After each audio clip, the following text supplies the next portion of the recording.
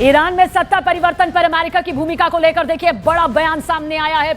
राष्ट्रपति Donald Trump ने एक इंटरव्यू में कहा कि ईरानी सर्वोच्च नेता अयातुल्ला अली खामनेई के बाद उनके बेटे मोस्तफा खामनेई का उत्तराधिकारी बनना उन्हें कबूल नहीं है। ट्रंप ने दावा किया कि अमेरिका को ईरान के अगले नेतृत्व के चयन में सीधी भूमिका निभानी चाहिए।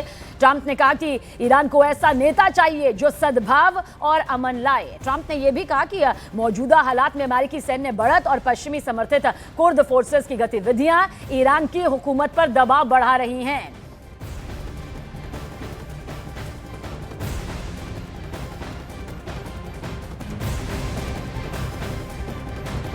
और ईरान से जुड़े इस वक्त की बड़ी खबर आप तक पहुंचा दे। ईरान में नया सुप्रीम लीडर चुनने को लेकर बड़ा टकराव सामने आया है। मोस्तफा खामनेई के नाम पर असेंबली ऑफ एक्सपर्ट्स दो हिस्सों में बंट गई है। जानकारी के मुताबिक असेंबली के 8 सदस्यों का आरोप है कि IRGC मोस्तफा खामनेई को सुप्रीम लीडर बनाने के लिए दबाव डाल रही है। विरोधी सदस्यों का कहना है कि मोस्तफा के नाम पर सभी नेता एकमत नहीं है और साथ ही ये पूरी प्रक्रिया थोपे गए उत्तराधिकारी जैसी दिख रही है। मामला लगातार अब बढ़ता जा रहा है।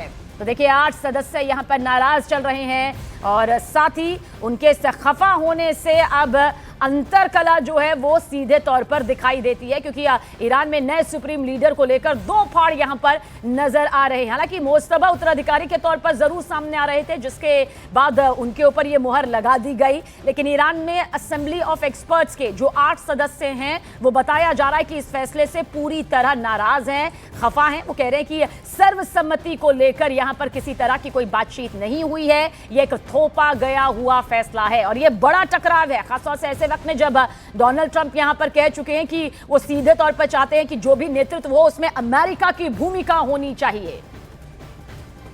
और ईरान में नए सुप्रीम लीडर को लेकर रजा पहलवी का बड़ा बयान सामने आया है। रजा पहलवी ने ईरान के नाम सोशल प्लेटफॉर्म एक्स पर एक पोस्ट लिखा, जिसमें रजा पहलवी ने न सिर्फ ईरान के नए सुप्रीम लीडर की रेस में आगे चल रहे अली खामनेई के बेटे मोस्तफा खामनेई को मान्यता नहीं मिल सकती कहा, बल्कि उन्होंने चेतावनी भरे लहजे में लिखा, ईरान में खूनी शासक का अंत हो चुका है और अब जो भी जोर जबरदस्ती से ईरान का सुप्रीम लीडर बनना चाहेगा उसे भी उसी खूनी हुकूमत का हिस्सा माना जाएगा।